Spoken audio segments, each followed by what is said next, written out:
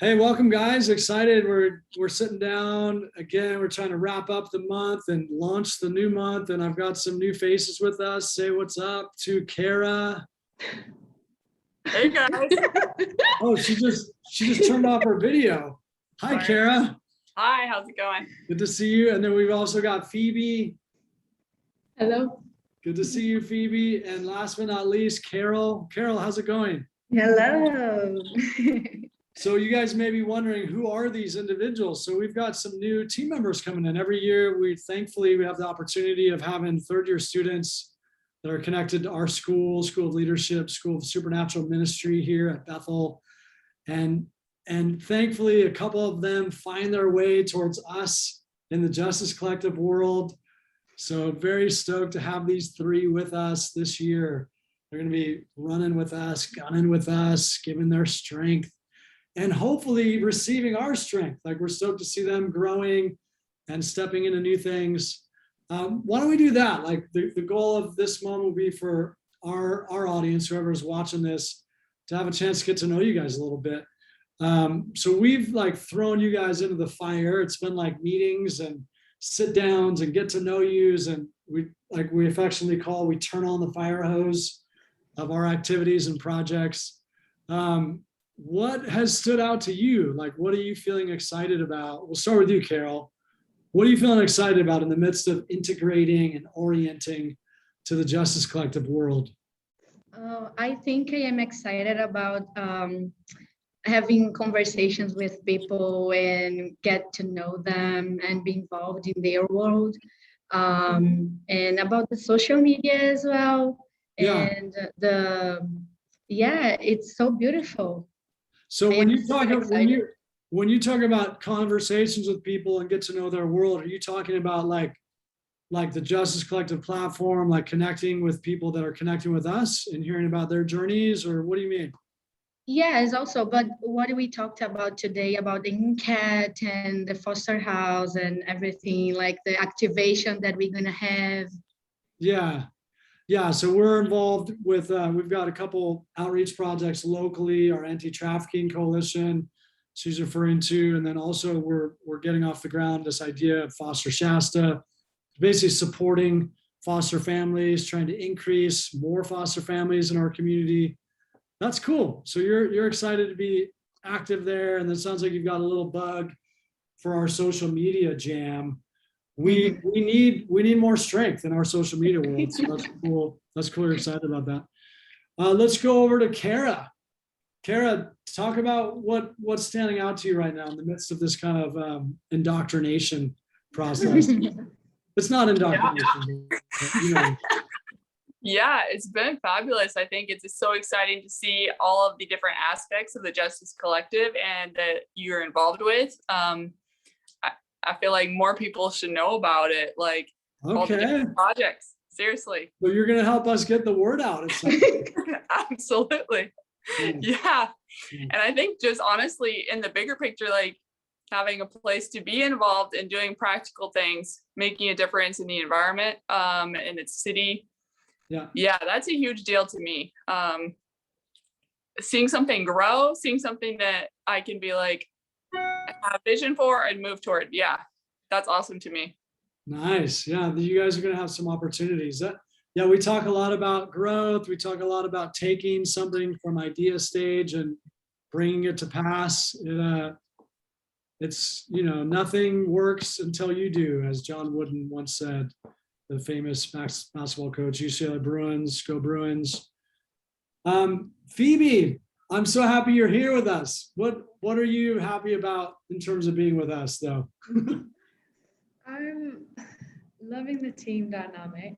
Really excited about that. Nice. Just the way that things are kind of run here as a team. Just learning how to bounce off each other and get things done in like a team dynamic is just really valuable. And I'm excited to just get my hands like stuck into the work that you're doing and learn what that looks like, because it is quite multifaceted. I'm like, some days that is going to be social media basis, and like other days that is more outreach based. yeah, excited about how multifaceted it is. Yeah, you guys are definitely coming in on into the interior, like you're seeing behind the curtain, you see how we operate, you see the stuff Yeah. we do. We hear that feedback a lot, Kara, like, wow, more people need to know about the things you guys are doing. I didn't know you were doing this. And so hopefully with what we're posting online, that helps people be exposed to some of what we're doing. But again, one of our big purposes with JC, Justice Collective, is to blow the trumpet of others, like to be exposed to what other people are doing in their cities. We exist to see justice happening in whatever context you're seeing that manifest in your communities. We have our projects here in our town, but the movement of Justice Collective is connecting with others that are doing the things that they're doing. So again, as we've said in past moments like this, like, let us know what you're up to.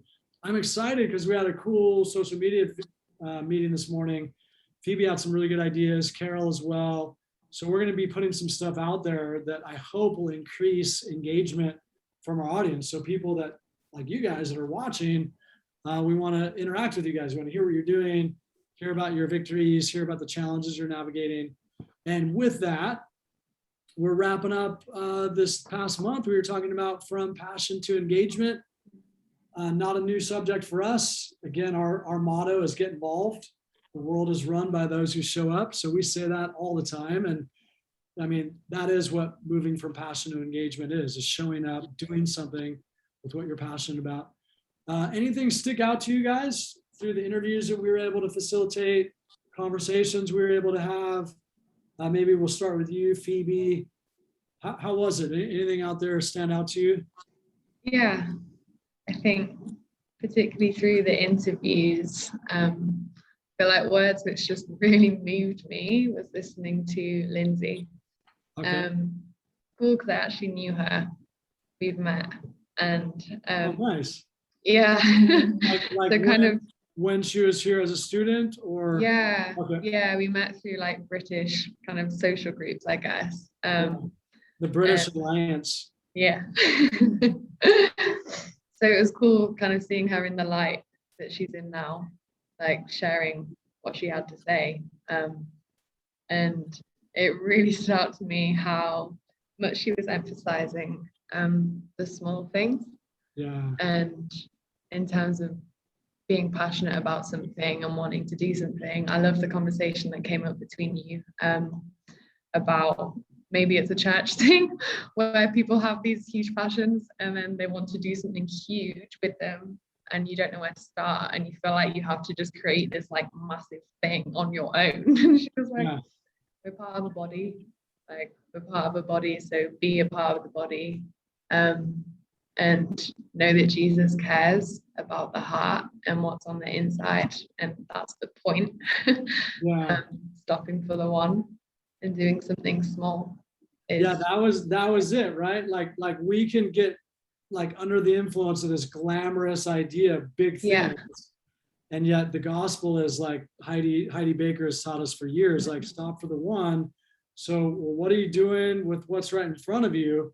Sometimes suffers because you're thinking about these really grandiose things. Yeah. And she's like, hey, I'm just going to do this. I'm just going to foster one kid and see where that takes me. And it's amazing the development that happens when you just do what's in front of you instead of get all enamored with crazy big ideas, right? Yeah. I love it. That's can I add something to that, Lance? Please. Yeah, so I think it's been super interesting, like at this point in like the pandemic, or so like looking at different like shortages in the system, or like, you know, I went to buy a car and the used car lots were like empty because new cars aren't being produced because there's this chip and like all this stuff. Or like going door dashing and you go to the restaurant and nobody's working, so it takes forever.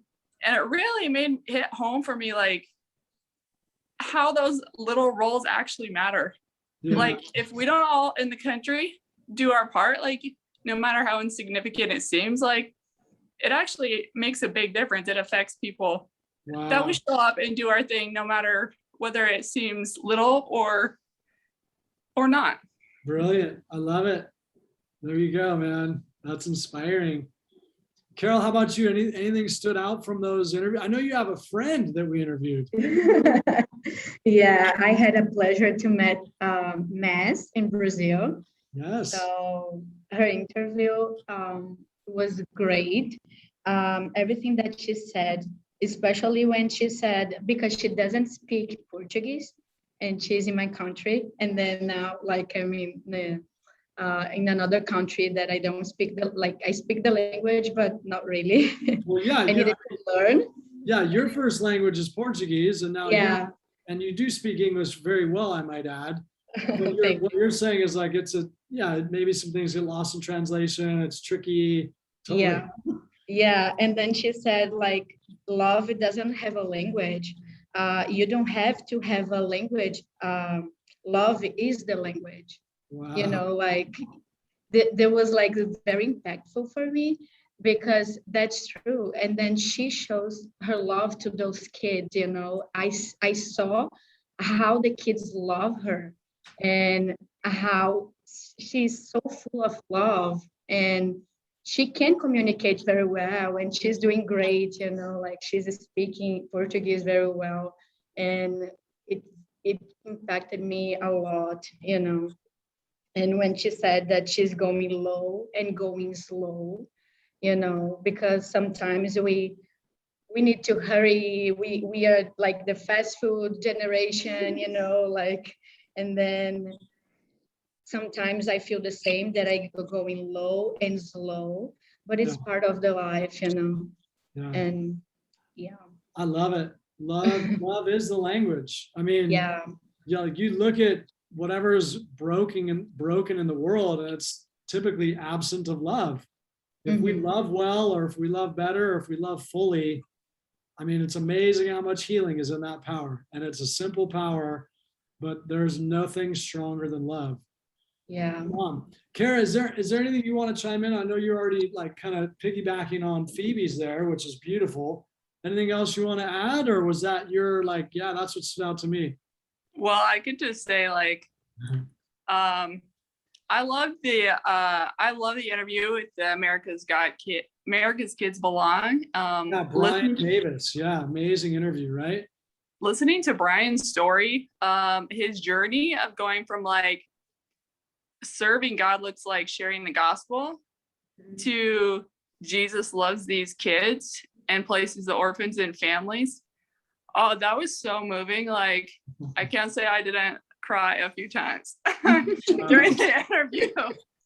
Yeah, and he was describing that tension as a pastor in the church. He's like, almost like, no, I'm not called to do that. I'm called to preach the gospel.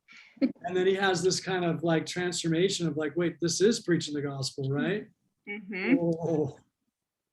Yeah, super powerful and super relevant for me. I think also having some like coming from a background of like seeing things in a narrow light of like, this is what faith looks like. And so being able to expand that into like all of life, beautiful. Yeah. Oh man, I love what you guys are saying. This is, man, we're gonna have fun together this year. You guys are packing the goods. Come on. So we're closing the door on passion and engagement. So if you haven't figured out your passion and you're not engaged yet, then I don't know what to tell you. It's over. No, I'm kidding. These are like things that are like ongoing and they just happen all the time. But we are going to shift gears and we're going to talk about something that is near and dear to one of our team members' hearts because he's the father of an autistic child. And so we're going to spend time doing autism awareness. We're going to talk about autism. We're going to kind of enter into that landscape. And to me, it's shocking how many people are actually impacted by autism. Either they're raising children with autism or they themselves are dealing with that issue as an autistic individual. They're on the spectrum. Might feel like a little bit of an issue that's like, well, how is that related to justice? Because it's related to humanity and it's related to humanity thriving. And so we want to get in there. Again, we try to kind of lift up the curtain, get behind the scenes, learn, engage, hear from people that have authority. Hopefully our eyes get open to the degree that we're more understanding as people. And maybe we can contribute in that space when we come across a need there. So excited for that. Be looking for those interviews to be dropping soon. I just spent time with a gal that runs an amazing environment here in our landscape at Bethel called the Breakthrough Class. So we see so many families who have children with autism that don't fit in normal classroom situations. So they've adapted, they've pivoted, they created an environment for these kids to come to church, for their needs to be served, for them to experience love and not just be like kicked out of class because they can't handle being overly stimulated. That was a brilliant interview. Looking forward to that. We'll also talk to Chris Gore, who has his own journey of raising one of his daughters has special needs. So he has so much to speak to there. And then we'll also spend some time with some parents that have themselves, they're raising kids who are on the spectrum. I think it's gonna be fun. I think it'll be informative. I'm sure we'll be learning, all of us. And so we're headed there. I'm gonna wrap up here, but I want to share a word. Is that okay? I'm gonna do this. Phoebe knows this word. I've been sharing this on my personal Instagram. I am reading a book right now that is completely, I mean, it's flooring me. I do use the word haunting. Like, it's so well written. And then the lights went out. I don't know what that means. Jesus, forgive us. No, I don't know. That was awesome. I use the word haunting because the book, like, it travels in my soul. Like, after I read it, I'm like carrying this thing. It's written by Dr. Edith Eger, E-G-E-R. Forgive me if I mispronounced her last name. She's a survivor of Auschwitz. Her family, they're Jewish, they're Hungarian Jews, and they were pulled into that whole Holocaust. And it's her memoir. She is a clinical psychologist, doctor, therapist. She has nuggets galore, wisdom, untold wisdom, man. This woman, I think she's in her 90s, still alive, but it is probably one of the most beautiful memoirs I've had the pleasure of reading. Very lyrical, feels like literature. It's just so good. And I was just thinking about this one passage in the book. I can't tell the whole story because, it's a whole book, right? I'm not going to encapsulate a book in this one moment.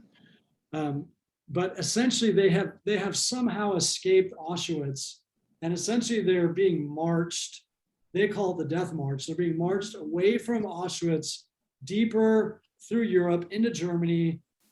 Germany is losing the war as they speak. They don't know it because these people are like literally survivors of the death camps. All they know is like, day by day, can I stay alive?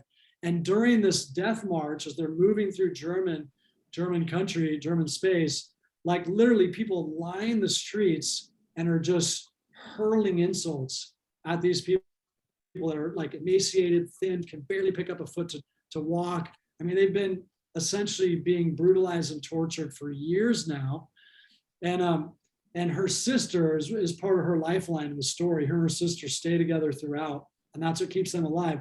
Her sister says to Dr. Eger, my revenge fantasy, a German killed my mother, so I'm going to kill a German mother. And like on some level, very natural, on some level, very much like a normal human response. You think I'd probably feel the same thing. And yet Dr. Eger, and she's still a teenager during this moment, she says, in my revenge fantasy. And then she describes her response after years of torture, after years of suffering. She says, in my revenge fantasy is the boy on the side of the street that's hurling insults at me, that's calling me a dirty Jew, that's calling me a vermin. My revenge fantasy is that he would somehow come to his senses and know that he doesn't have to hate me, to know that love is the way. And I'm paraphrasing, her language is so much better. You need to read the book, The Choice, Dr. Edith Eger. And when I read that passage, I was just thinking, oh my God, like if we could live like aliens and be different and not be like everybody else and do the normal responses and to give what's there, give what's coming, give them what's coming, you know what I mean? But to be different. We use that phrase, I'm a sports junkie, and people talk about, man, he's different. And they're talking about his freakish athletic talents. Like he operates at such a higher level than anyone else on the field, that he's different. And I was just like reading this book and I'm like, like that we would be different that we would naturally have empathy, naturally have compassion, naturally think that love is the way. Like our reflexive behavior in the middle of suffering and trauma and strife would bend more towards mercy. Mercy triumphs over judgment. So I just want to like leave that word with you guys today as we're catching up, wrapping up, meeting some new team members. Different. What sets you apart and makes you different in the earth? And for me, my prayer, because I don't live this as well as Dr. Edith Eger does, my prayer is that we would be marked by love, that as Jesus people, our reactions to the trauma around us, the suffering of others, like it would be the kind of reaction that brings healing and brings transformation. So bless you guys. Thanks for jumping in with us. Again, reminders, we're going to push harder on trying to increase engagement with you guys. So be looking at our Instagram stories, be looking for polls that we'll be sending out. And we just want to hear about your guys' journeys and what you're going through, what you're seeing, content that feels relevant to you. We love being able to explore stuff together. It feels fun, feels inspirational. And again, it moves towards the end of like being able to engage and not just think and talk about stuff. So Carol, I'm going to say goodbye to you. Phoebe, Kara, anything you guys want to say as we're saying adios?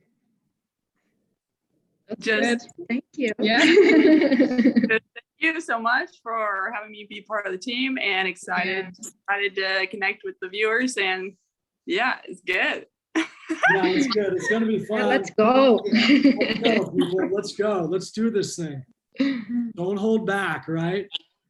All right. Well, that's it. I'm officially signing off. Bless you guys. We'll see you soon. Again, get involved. The world is run by those who show up, right? Yes. That's it.